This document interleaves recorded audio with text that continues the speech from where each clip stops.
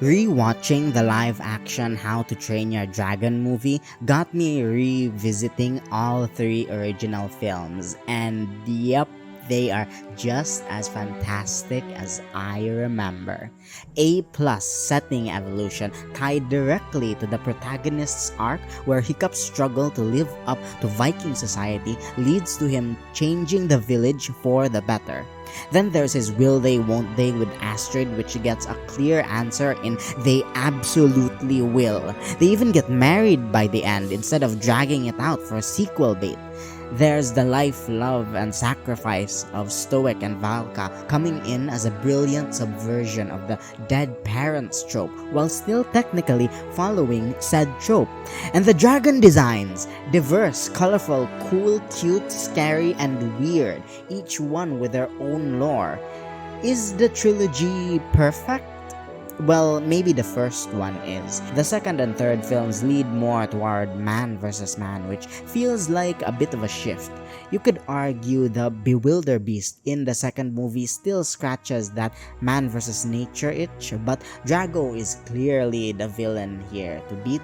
Same deal with Grimmel in the third movie.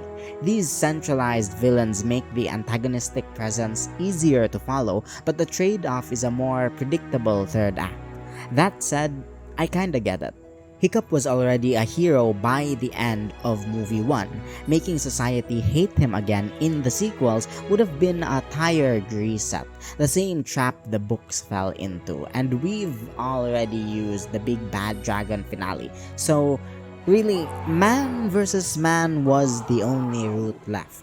What still bugs me though are the side riders, Fishlegs, Snotloud, Roughnut, and Toughnut. The animated movies never really figure out what to do with them. You could shuffle the roles around and nothing would change. The twins are literally interchangeable. And on a personal note, I kinda hate that we never get a proper sword fight in any of the movies. Like, I know the title is How to Train Your Dragon, but come on.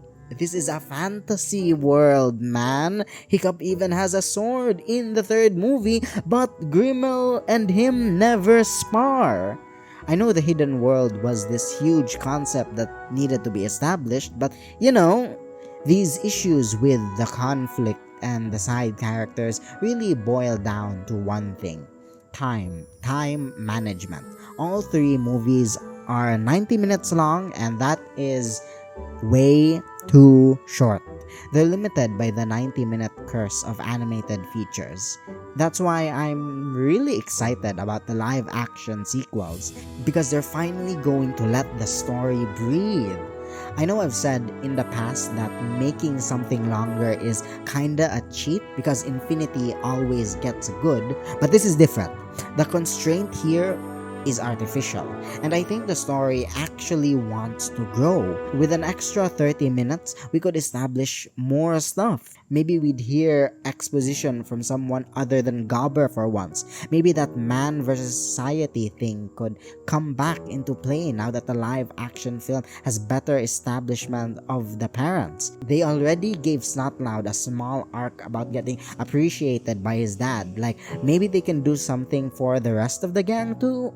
I don't know. At the very least, I can finally tell the twins apart. And I'm pretty sure that we're gonna get a sword fight eventually.